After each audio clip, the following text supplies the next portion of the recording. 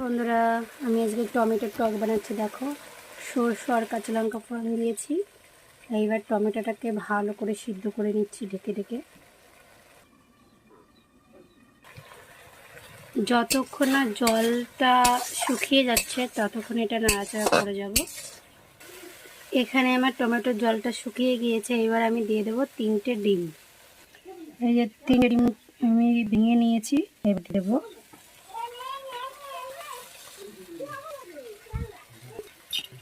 এটাতে নাড়াতেই হবে, হাত করা যাবে না, একটু পুরানা লাগে।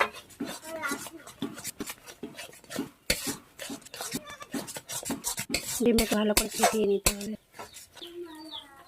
হয়ে গেছে আমার রেডি টক। এবার নামিয়ে নেব। যখন দেখবে যে এটা কড়াইতে লাগছে না, এরকম আলতোভাবে উঠে যাচ্ছে, তখন ভাববে হয়ে গেছে।